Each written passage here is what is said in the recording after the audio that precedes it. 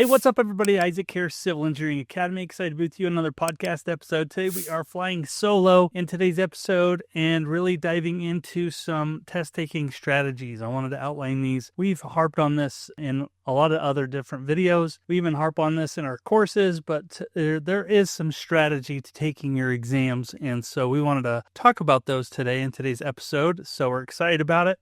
Make sure if you haven't subscribed, you're doing that. Share this with a friend. Leave comments. We love that stuff. And if you have need of help on any of your exams, please reach out to us, civilengineeringacademy.com, or if you just want to email me, Isaac at civilengineeringacademy.com. I'm here to help you on this journey to become a professional engineer, and we're excited to help you do that. So today we're going to talk about a test-taking strategy that's going to help you ace your exams. It's one you're not going to want to miss, and we'll see you in a minute. All right, so today we're going to dive into test-taking strategies. Now, there's quite a few of them out there if you're going through your exam. I'm talking about you're on exam day, and you're staring at a screen, and you're going to go through the exam. So what's the best way to tackle the exam that is right in front of you? Now, you've probably come up doing practice exams. Maybe you've been doing those PDF practice exams. Maybe they're a physical copy. Maybe you've checked out our CBT exam simulator, which we've tried hard to make as realistic as possible as well. If you have interest in that, check it out at civilengineeringacademy.com. All of those things are great, but when it actually comes down to actual exam day and there's a little more anxiety involved and you're stressed out and you're sitting down and you're wondering how you're going to tackle these problems now that are going to be right in front of you, we have basically a strategy for you, and it's one that we've talked about in the past, one we will continue to talk about in the future, and this is a great reminder of that. But it is basically a 3-pass system.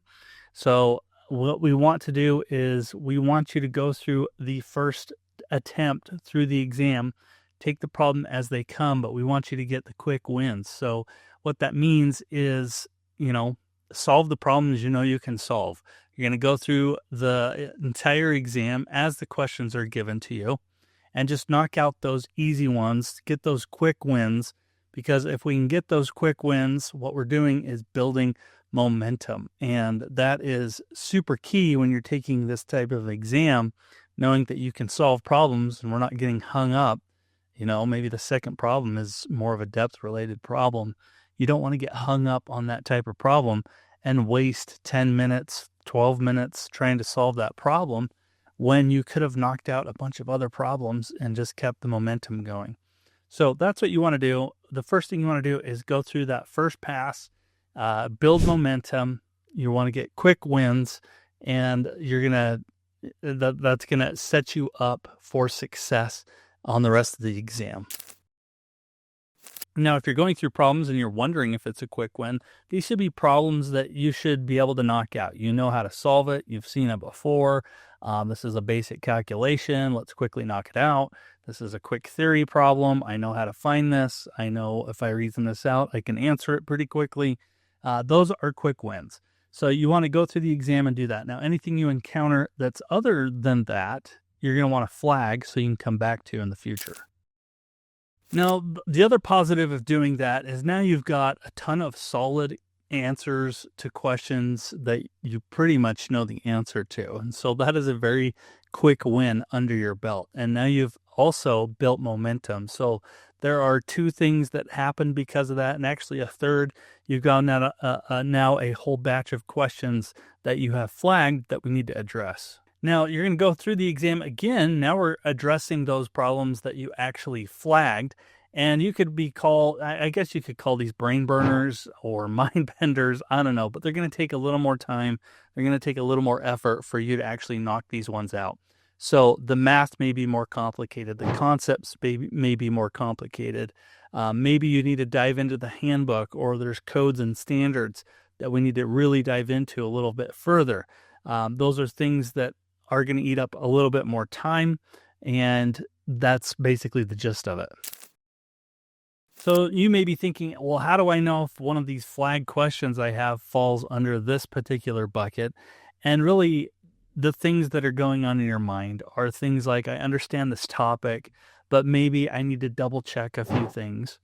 Maybe there's a an equation that you need to look up or something in the handbook or codes and standards, and you need to go find that. Those are things that could take a little more time. But in general, you can solve it. It's going to take a little bit more time.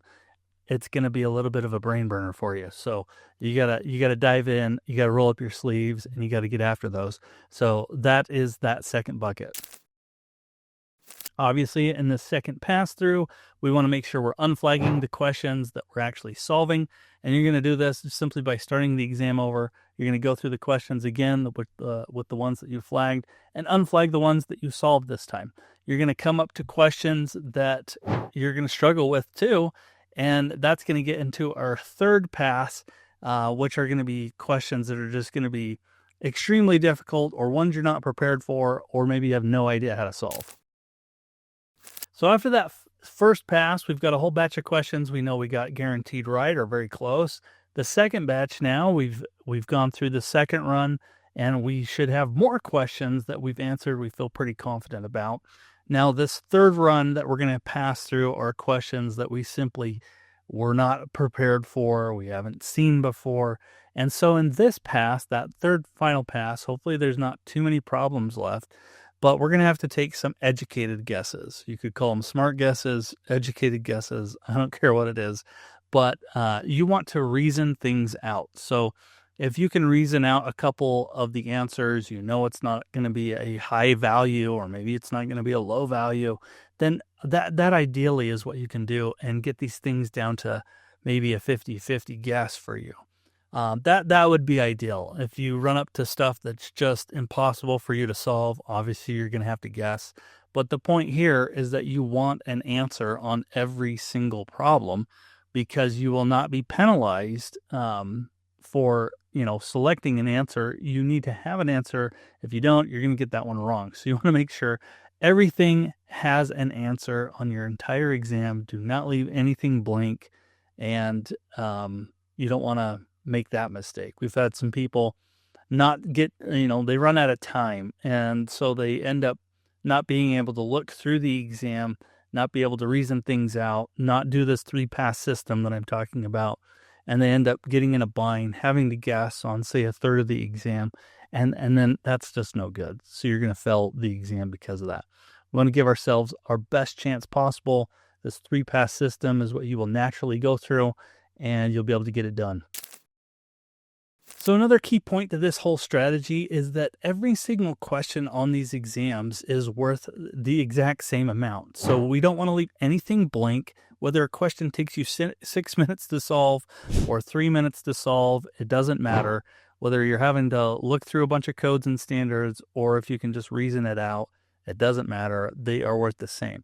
So you want to make sure you get that low-hanging fruit first on that first pass. Go through the second round, make sure you're answering questions that are going to take a little more time.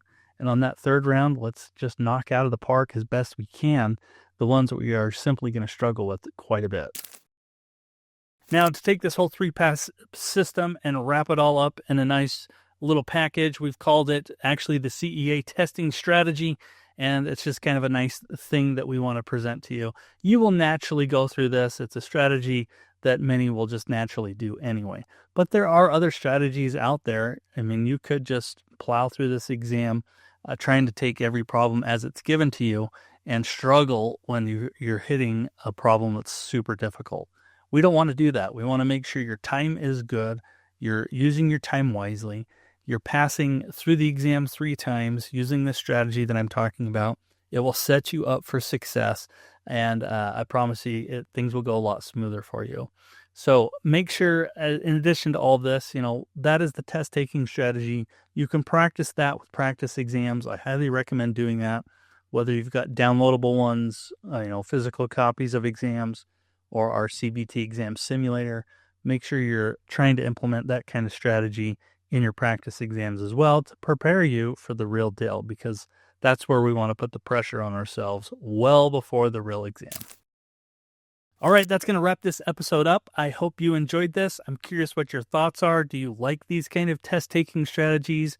Do you like getting into the weeds with FE, PE, or other exams related to civil engineering that we can help you with?